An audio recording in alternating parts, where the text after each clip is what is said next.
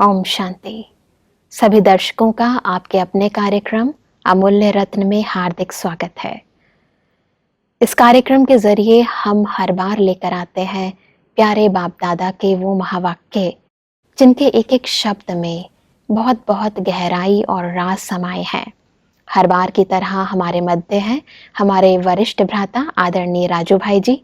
भाई साहब, आपका आज के कार्यक्रम में हार्दिक स्वागत है। भाई साहब, आज हम जिन महावाक्यों के बारे में चर्चा करने जा रहे हैं वह मुरली है 13 मार्च 1969 की, और मुरली का टॉपिक है प्रेम और शक्ति के गुणों की समानता। इस मुरली में बाबा ने दो स्वरूपों के बारे में स्टार्टिंग में बात करी है। एक है प्रेम स्वरूप और दूसरा है शक्ति स्वरूप।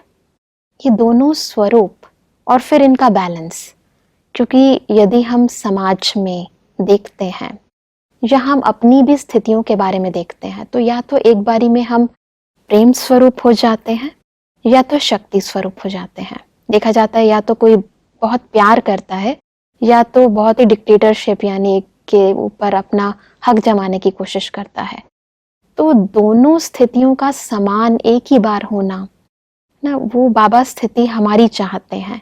तो पहले हम चाहेंगे कि आप दोनों स्थितियों को स्पष्ट करें।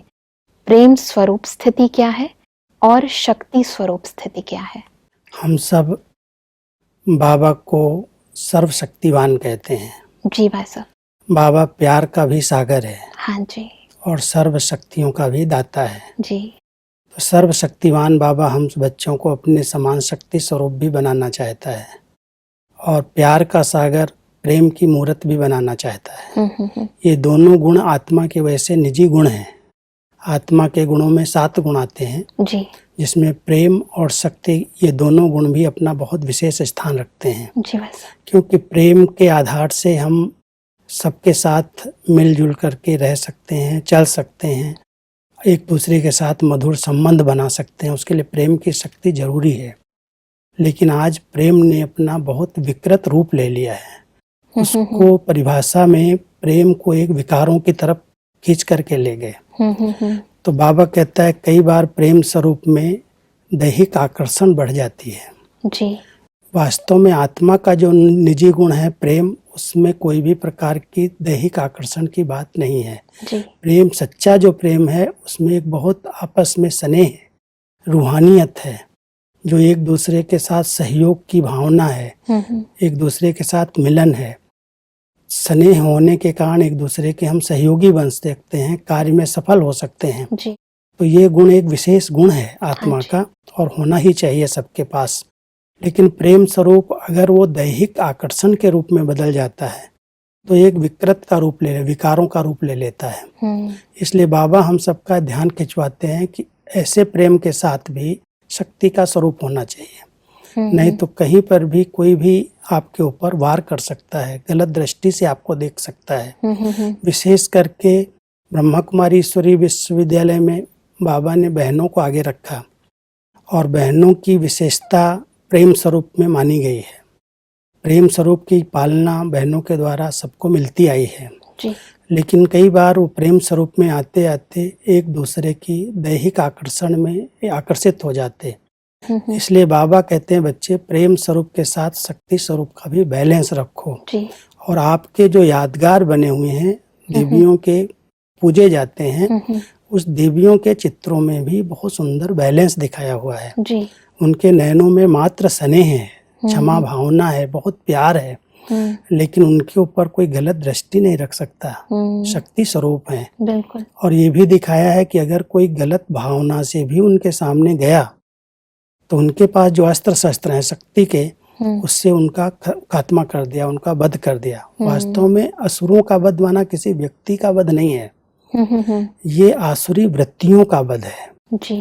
तो जब हम अपने शक्ति स्वरूप में रहते हैं तो कोई भी अगर गलत दृष्टि से हमारे समीप आता है तो हमारी शक्ति स्वरूप की स्थिति उसकी गलत भावनाओं को चेंज कर देती है। जी। इसलिए बाबा कहता है प्रेम तो देना, मात्र स्नेह से पालना सबकी करनी है। लेकिन मात्र स्नेह में आते आते अगर आपके शरीर की तरफ कोई आकर्षित होने लगे या कोई भी ऐसी भावना से आपके समीप आए तो आपका वो शक्ति स्वरूप उसकी उस भावना को नष्ट कर दे। इसलिए इस दोनों गुणों का बैलेंस रखेंगे तो इस मायावी राज्य के अंदर आपकी सेफ्टी है, नहीं तो कहीं पर भी धोखा हो सकता है। किस प्रकार के व्यक्ति सामने आ रहे हैं उनको परखने के लिए बहुत शक्ति चाहिए।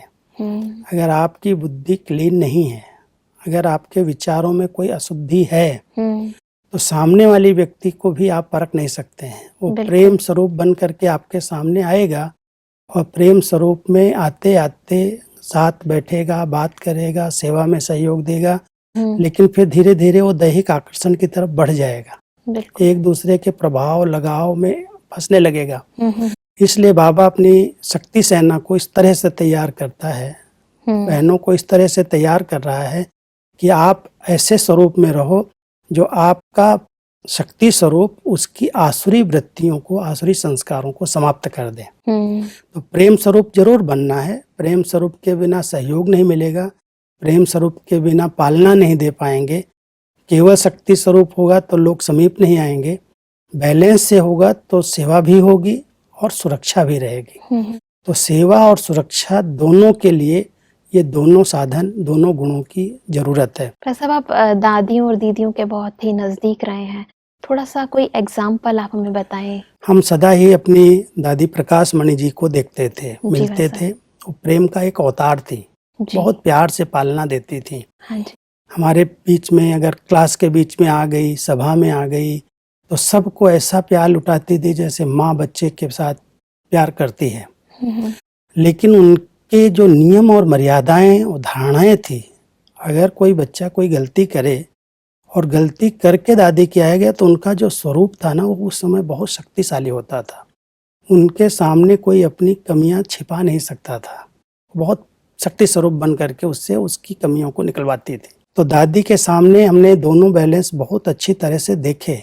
प्रेम का भी अवतार थी, पालना देना, कोई की तबीयत खराब हो गई, कोई को कोई चीज की जरूरत है तो दादी सबसे पहले उसके पास पहुंचेगी, उसको प्यार देगी, पालना देगी, क्या चाहिए, क्या जरूरत है, हर चीज का ध्यान रखेगी। प्रेम का एक जैसे शक्ति स्वरूप के साथ वो प्रेम की अवतार, प्रेम की माँ थी, मात्र प्रेम था उनका।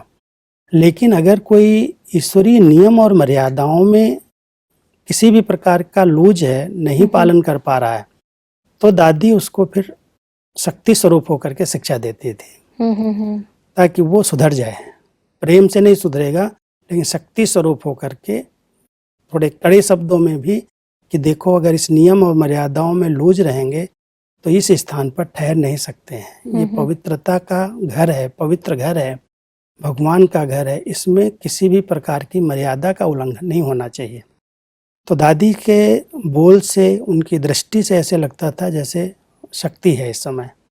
उस समय उसके आगे कोई माफी ले, ऐसे कहे कि नहीं दादी, बहाना बनाए, नहीं चलता था।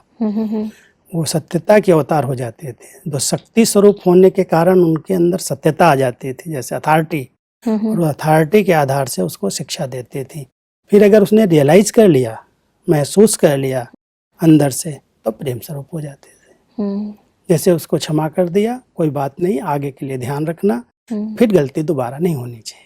तो ऐसे दोनों का बैलेंस हमने दादी के जीवन में देखा। और क्लास में हैं, पर्सनल मिल रही हैं तो मात्र स्नेह है, और अगर कोई ऐसे ऑफिशियल आकर के बात करता है तो शक्ति स्वरूप भी है। वैसे इसलिए इस पैराग्राफ के एंड में बाबा ने बहुत सुंदर तरीके से बोला कि दोनों ही साथ और समान रहें, यह है शक्तिपन की अंतिम संपूर्णता की निशानी। तो अंतिम संपूर्णता की ये निशानी है, क्योंकि इसी संपूर्णता के आधार से भक्ति मार्ग के अंदर देवियों की पूजा हो रही है। तो पुरुषार्थ करते करते जब ये बैलेंस आ जाता है, बिल्कुल जरा भी प्रेम में और शक्ति में कमी नहीं रहती, दोनों गुण समानता के आधार से आगे बढ़ते हैं, तो हम संपूर्णता को प्राप्त करते हैं। माना प्रेम में भी संपूर्ण बन गए और शक्ति में भी संपूर्ण बन गए।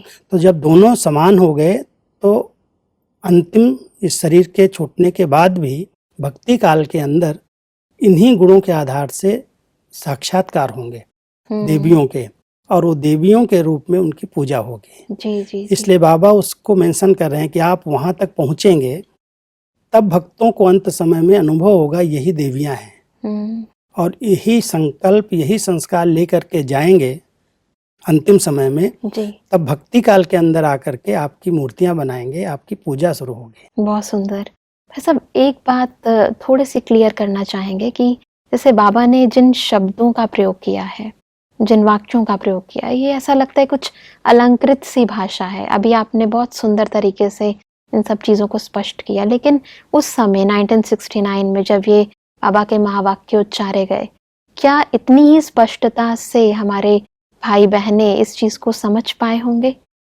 बाबा के सामने जब बच्चे बैठे हैं, जिन बच्चों के सामने मुरलियां चल रही हैं, जी वो बाबा के बहुत पुराने आदि रतन हैं। जी जी जी। बहुत कम बच्चे नए हैं, और नयों के सामने बाबा ये महावाक्य नहीं उच्चारण करता है। जो दादियों के ग्रुप थे, जो शुरू से लेकर के बाबा के साथ रहे, तो बाबा ने जो 14 वर्ष पालना दी कराची, हैदराबाद में, उसके अंदर ये सब शब्दों का प्रयोग बाबा पहले अव्यक्त रूप में करते थे। जी जी जी। साकार ब्रह्मा बाबा के होते हुए भी संदेशियों के माध्यम से अव्यक्त रूप में पाठ चलते थे। जी जी जी। और ऐसे ही महावाक्य बाबा उस समय पीयू के रूप में उच्चारण करते थे। जी जी जी। उस भाषा को दादियों के लिए समझना मुश्किल नहीं था। जी जी जी। इसलिए 69 में जब अव्यक्त पाठ शुरू हुआ तो उस पाठ को उस समय के हिसाब से उन्होंने कैच किया। तो उनके लिए कोई बड़ी बात नहीं थी कि बाबा ऐसे शब्द उच्चारण कर रहा है, क्योंकि उन्होंने पहले सुने हुए हैं। तो उन महावाक्यों के सुनने के कारण ये सब बाबा प्रैक्टिकल दृश्य दिखा करके, संदेशियां जब फ्रांस में जाती थी, क्योंकि बाबा के समय कराची के अंदर 14 साल और कोई तो सेवा थी नहीं। जी जी जी। और वो सेवा न होने के कारण ये सब बाबा साक्षात्कार के माध्यम से ज्ञान को स्पष्ट करता था। यहाँ तक भी बताता था, बच्चे अंत समय में ऐसे भयानक दृश्य होंगे, जो आपके सामने कोई वार करने आएगा तो आपका ये शरीर गुम हो जाएगा।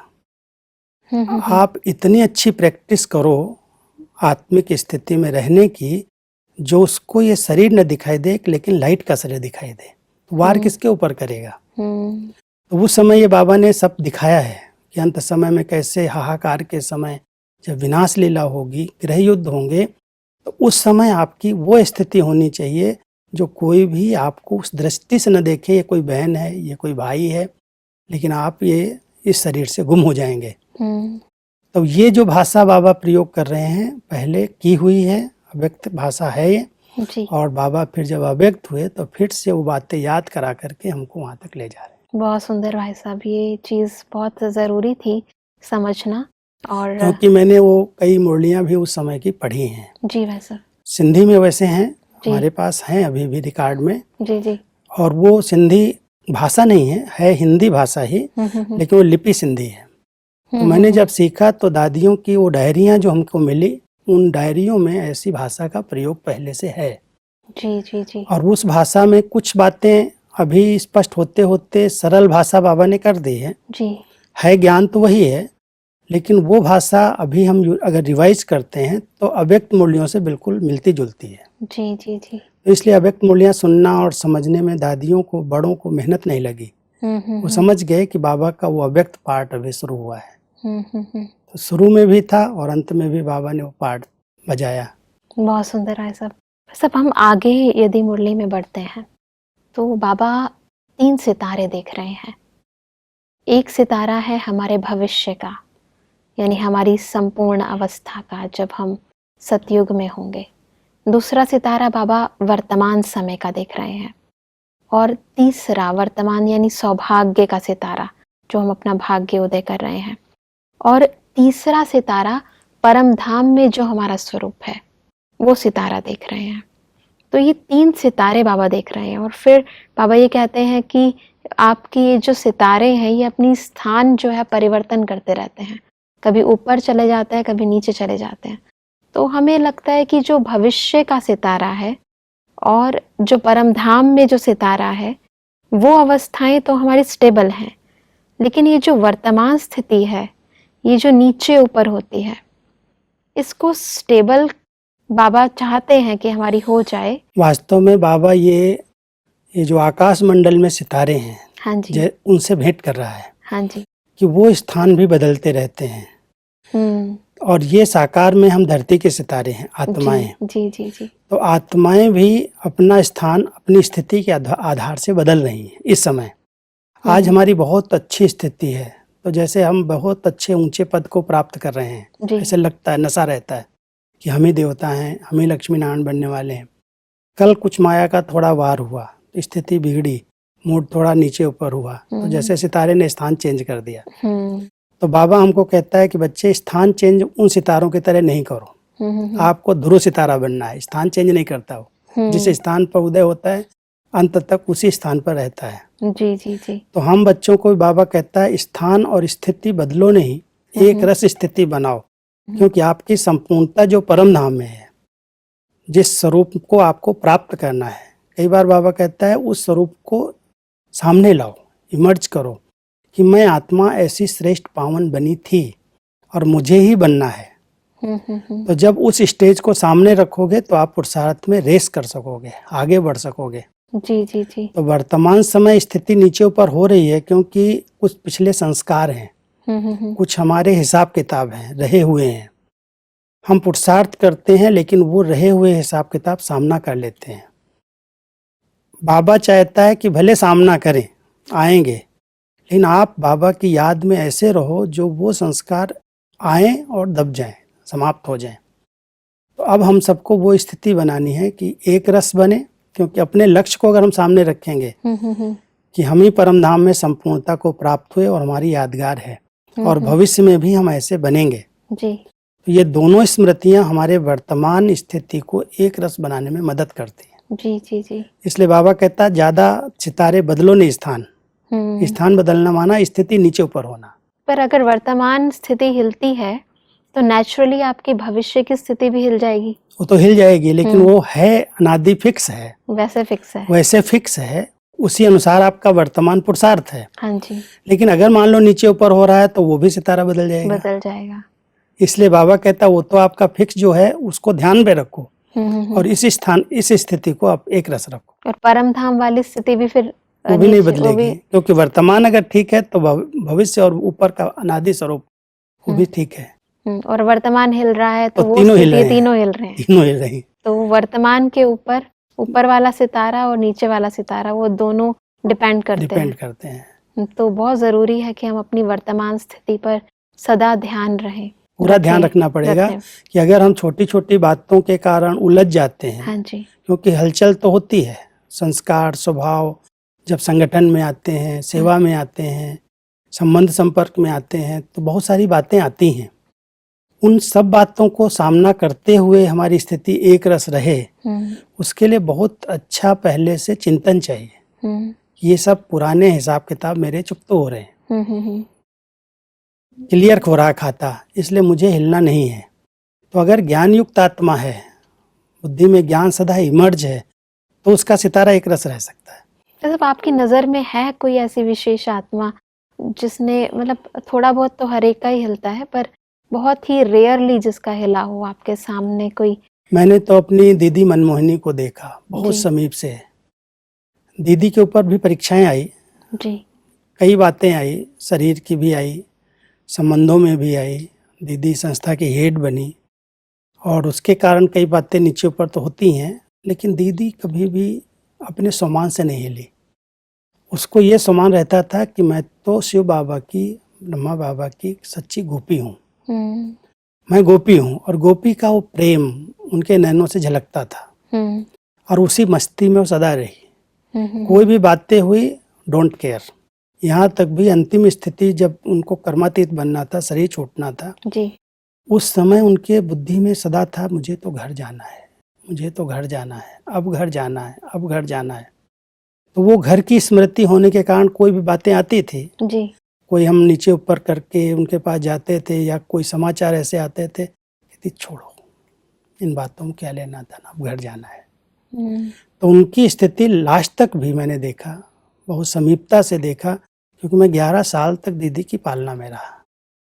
तो दीदी ने एक रस स्थिति बनाई हुई थी, भले कुछ भी मान शान नीचे ऊपर हो रहा था, लेकिन दीदी को उसके ऊपर कोई इफेक्ट नहीं आया, कोई भी प्रकार के प्रभाव में नहीं, अपने सम्मान में रही। तो एक रस सितारा उनका सदा देखा मैंने चमकता हुआ। पुरुषार्थ में भी कभी ढीलापन नहीं आया। कितनी भी नीचे ऊपर तबीयत हो, कभी दीदी ने अमृत वेला मिस नहीं किया जी। कभी मुरली क्लास मिस नहीं किया। रेगुलरिटी पंचुअलिटी क्या होती है, इतनी एज में हमने दीदी को प्रैक्टिकल देखा। एक दिन भी क्लास मिस नहीं किया, सबसे पहले जा करके, जबकि कोई कुर्सी नहीं, सोफा नहीं, फिर भी नीचे बैठना होता था।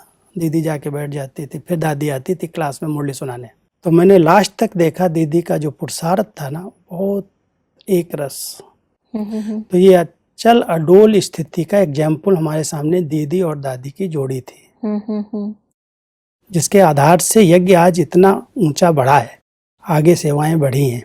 बिल्कुल सही। पर भाई साहब, एक बात है कि दीदी और दादी तो यहाँ यज्ञ में थी और उनकी स्थिति बहुत ऊंची रही, पर हम प्रैक्टिकली देखते हैं जो हमारे भाई बहनें घरों में रहकर मुरली क्लास अटेंड करने आते हैं, उनकी लाइफ में अनेक तरह की स्थितियां, परिस्थितियां आती रहती हैं। उनके होते हुए भी यदि उनकी मानसिक स्थिति अगर स्टेबल है, लेकिन अगर वो किसी कारणवश, किसी बंधनवश या किसी फिजिकल प्रॉब्लमवश क्लास में नहीं आ पा रहे, रेगुलर रूटीन उनका सही नहीं है, लेकिन उन्होंने फिर भी अपने मानसिक स्थिति को स्टेबल रखा है, तो इसको क्या कहेंगे? कि शरीर साथ नहीं दे रहा है जी। समय पर वो क्लास में नहीं पहुंच पाते, फिर भी उनको नशा है, बाबा हमारा साथी है, बाबा हमारे साथ है। तो नशा होने के कारण वो परवाह नहीं करते शरीर के भी, सेवा में भी आ जाते हैं, समय पर क्लास में भी पहुंच जाते हैं। उस दिन नहीं पहुंचे तो लेट भी आएंगे, आज जरूर जाएंगे क्लास में। उनका पढ़ाई से बहुत प्यार है, बाबा से बहुत प्यार है, यज्ञ से बहुत प्यार है। तो जिनका बाबा से, यज्ञ से, बाबा की पढ़ाई से प्यार है ना, वो अपनी स्थिति को अचल अडोल रख सकता है। अगर किसी एक में भी कम हो, मानो आज बाबा से प्यार है, मुरली से प्यार ना हो, पढ़ाई से ना हो, तो बाबा कहता है अगर पढ़ाई से प्यार नहीं तो बाबा से प्यार कैसे होगा। तो बाबा से प्यार माना बाबा की पढ़ाई से प्यार, और पढ़ाई से प्यार है तो बाबा ने यज्ञ रचा है, उस यज्ञ से प्यार। और प्यार की निशानी है सदा सहयोग। कोई भी चीज़ की ज़रूरत है, वो कभी भी परवाह नहीं करते, वो समझते हैं तन मन धन जो चाहिए जब चाहिए हाजिर। तो ऐसे जो बाबा के बहुत पक्के निश्चय बुद्धि बच्चे हैं, वो अचल अडोल एक रस रह सकते हैं। उनका सितारा जो है ना, बहुत चमकता रहता है। जी बिल्कुल। आप उनका अनुभव सुनेंगे, उनके बाजू में बैठेंगे तो उनका बोल, उनका निश्चय, ऐसे लगता है इन्होंने सब कुछ पा लिया है। वो हिलते डुलते नहीं है। भले पेपर आते हैं, शरीर के आए, संबंधों के आए, कभी कभी बुजुर्ग हो जाते हैं, घर में कोई पवित्र शुद्ध हाथों का खाना भी खाने नहीं मिलता है, कभी किसी के हाथ का खाना भी पड़ता है, फिर भी वो इतना लगन वाले हैं, बाबा बाबा बाबा करके उस भोजन को भी शुद्ध बना के खा लेते हैं।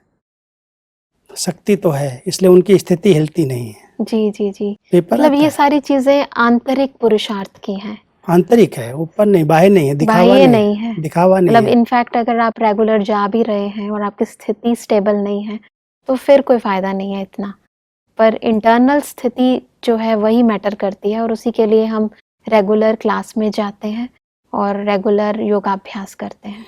रेगुलरिटी का एक अपना महत्व है, उसकी मार्क्स, उसकी प्रेजेंट मार्क की भी, हाजिरी की भी मार्क्स मिलते हैं। उसको देख करके लोगों को प्रेरणा मिलती है।